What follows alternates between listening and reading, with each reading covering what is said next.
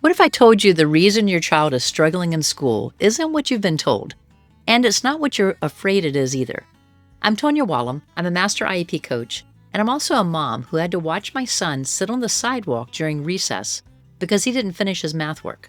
Not because he was lazy, but because he had dysgraphia and literally couldn't write fast enough. His teacher knew about his IEP. He told me he just thought he was being lazy. Let's start with the one word I want you to erase from your vocabulary when you think about your child, and that word is lazy. Here's what I want you to picture. Imagine you show up to work tomorrow, and everyone else gets a standard keyboard, a standard monitor, and a standard desk setup. But you get handed a keyboard where half the letters are missing, and nobody told you.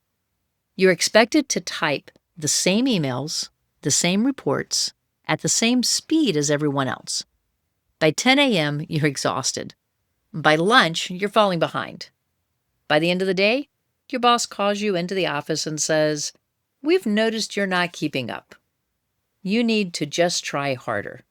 That's what school feels like for a child with an invisible disability. ADHD, autism, dyslexia, dysgraphia, anxiety, auditory processing disorder.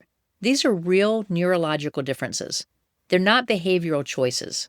And with a child with one of these conditions is expected to perform like a neurotypical child, the gap isn't effort. The gap is the missing keys on that keyboard.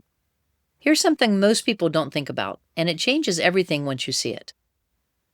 A typical school day for a neurotypical child is just a school day. They navigate it, they have ups and downs, they go home, they're tired, they recover. But for a neurodivergent child, every single hour is an active endurance test. Sensory overload in a noisy classroom. The mental exhaustion of filtering out every background just to hear the teacher. The social calculations. Did I say the right thing? Did I make the wrong face? Are they looking at me? The sustained focus required to read when the letters won't stay still. The fine motor struggle of writing when the brain and the hand won't coordinate. By the time your child gets home, they've been running a marathon you couldn't see. And then you ask them to do homework, and they melt down. And the school sees that meltdown and says, behavioral issue. But what they're missing, and I didn't figure this out for years with my own kids, is that your child isn't giving you a hard time. They're having a hard time. Their tank is empty. That's not even the hardest part to hear. Wait until you see what happens next. This is the one thing I almost didn't include. It's the part that hurts the most as a mom. Here's the truth. Most children with invisible disabilities don't know that they're working harder than everyone else. They don't have the metacognition, the ability to think about their own thinking, to compare their experience to a neurotypical child's experience. They just know school is hard. They know they feel different, but they can't articulate why. So instead, they tell themselves what they hear from the adults around them. I'm not trying hard enough. I'm just bad at this. Something's wrong with me. My son couldn't tell me that dysgraphia made writing physically painful. He couldn't explain why he could tell you the answer verbally, but he couldn't get it onto the paper. So instead, he looked like a kid who just didn't want to do the work. And the adults around him treated him like a kid who just didn't want to do the work. One teacher told me during his 7th grade year that he was a good kid. She genuinely liked him, but she kept sending him to in-school suspension for non-compliance. He wasn't refusing. He had ADHD and needed direct, individual instruction to shift his focus. She'd give a direction to the whole class, and he simply didn't register it. It wasn't defiance. It was his neurology. This is where parents get stuck, and this is where I want to help you. If you've been nodding along with any of this, here's what I want you to know. Schools are designed to manage groups of children efficiently, and efficiency rewards compliance. A child who sits still, stays quiet, and turns in their work on time, that's a good student in the system's eyes. A child who can't sit still because of ADHD, or can't stay quiet because of anxiety, or can't turn in work on time because of executive function challenges, that child disrupts the system. And a disrupted system reaches for the quickest tool in the toolbox, and that's usually discipline. The system demands compliance because it's easier to manage. But demanding compliance from a neurodivergent child is like taking them to the eye doctor because they're squinting to see the board. The doctor says, your child needs glasses, but the school says, no, your child just needs to try harder to see. If they just squint a little bit more, they'd read the board just fine. That sounds absurd, right? No one would accept that for vision. But that's exactly what happens with invisible disabilities every single day. The school can't see the disability, so they treat the symptom, the behavior, instead of the cause.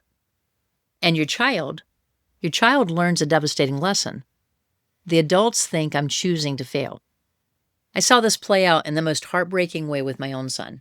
In elementary school, he had a teacher who made him sit on the sidewalk during recess because he didn't finish copying his math problems from the board and answering them.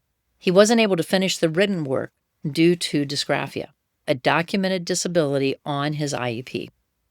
His teacher actually told me he knew my son was just being lazy and didn't want to do the work. He wasn't able to see that my 8-year-old, who wanted to be able to take pride in his own work instead of being punished for a writing disability, really just wanted to do the work. The school couldn't see the disability, so they treated the symptom, the behavior, instead of the cause. And that's exactly why your voice as an advocate is the most important one in the room. Let me leave you with this. You know your child in a way no teacher, no administrator, no IEP team ever will. You see the bedtime anxiety. You hear the stomach aches on Sunday night. You feel the tension when you open the backpack and find another note home.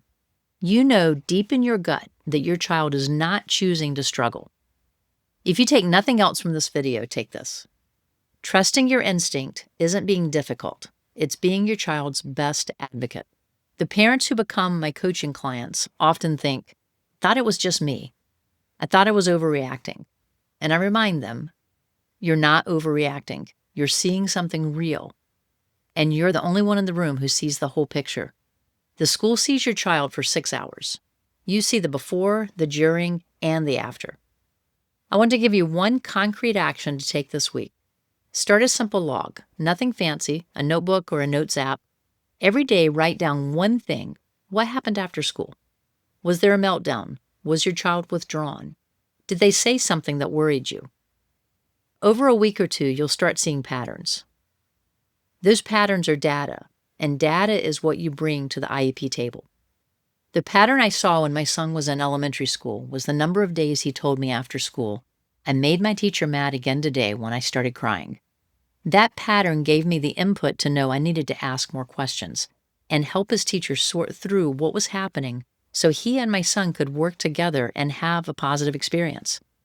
It wasn't an easy task, but listening to my son allowed me to get him the help that he needed to ease his anxiety about going to school each day. Here's what I want you to remember. Your child isn't lazy. They're not broken, and they're not alone, and neither are you. Offer free 15-minute calls for parents who want to talk through their child's situation. That invitation is open right now. You don't need to have it all figured out. That's actually the point. Most parents come to those calls carrying months or years of frustration, and just having someone listen who understands the system and has been in your shoes, that alone is worth the conversation. So here's what you need to do. Send an email to iepcoach@waterprairie.com. It's coming straight to me. In your message, tell me the 3 things keeping you up at night about your child's education. That's it. You don't need to write a novel, 3 bullet points. I'll read them and we'll find a time to talk. Sometimes that one call is all a parent needs to know they're on the right track.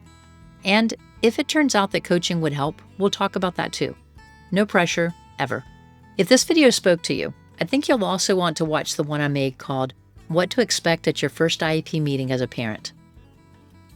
Whether you're going into your very first meeting, or if you've been through several and still feel like you don't know what to expect, that video walks you through exactly who will be in the room, what they'll talk about, and how to walk in feeling prepared instead of panicked. You've got this, and I'm here to help. I'll see you next time.